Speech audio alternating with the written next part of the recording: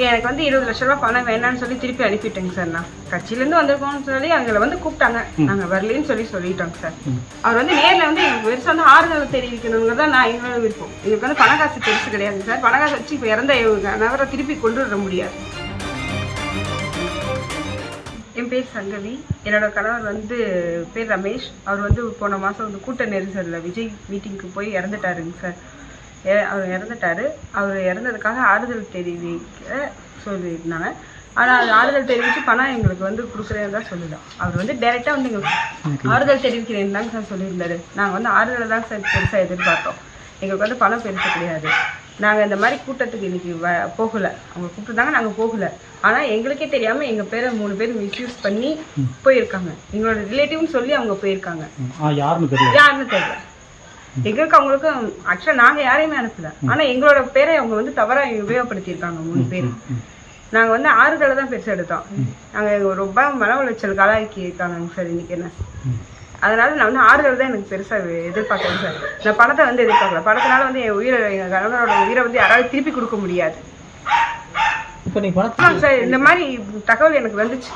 என் பேரை மிஸ்யூஸ் பண்ணி போயிருக்காங்க. தகவல் தெரிஞ்சோடனே நான் போய் பணத்தை ரிட்டர்ன் பண்ணிட்டு வந்துட்டேங்க. பேங்க்ல 20 லட்சம் பணம் போட்டிருந்தாங்க. ஆனால் வந்து அவர் நேரில் வந்து எங்களுக்கு ஆறுதல் தெரிவித்து போடுறதான் முதல்ல சொல்லியிருந்தாங்க. அதனால நாங்கள் அதை பெருசாக எடுத்துக்கல. ஆனால் 20 லட்சம் பணம் போட்டப்ப சொல்லவும் இல்லை, அவங்க போட்டுட்டாங்க. இன்னைக்கு அவர் நேரில் வருவாருன்னு எதிர்பார்த்தா அவர் வரல. எங்களை சொல்லியிருந்தாங்க, நாங்கள் வந்து நேரில் வரணும், நாங்களாம் போக விருப்பம் இல்லை. எந்த கூட்டத்துக்கு என் கூட்டத்துக்கு போய் தான் என் கணவர் இறந்துட்டாருங்க சார். மறுபடியும் எந்த கூட்டத்துக்கும் நாங்கள் போகல. எனக்கு வந்து 20 லட்ச ரூபா பணம் வேணான்னு சொல்லி திருப்பி அனுப்பிட்டேங்க சார். நான் எப்படி அனுப்பிங்க?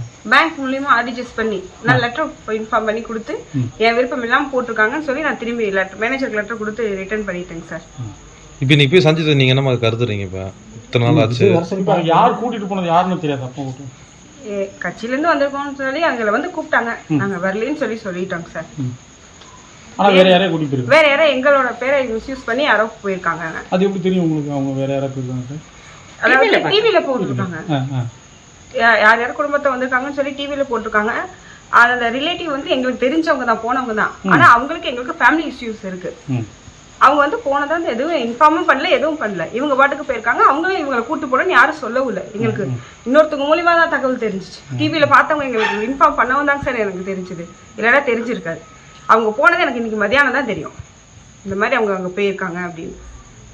எங்களோட பர்மிஷன் இல்லாமல் எங்கள் பேரை வந்து தப்பாக உபயோகப்படுத்தி எங்களை ரொம்ப மன உளைச்சலுக்கு ஆளாக்கியிருக்காங்க சார்.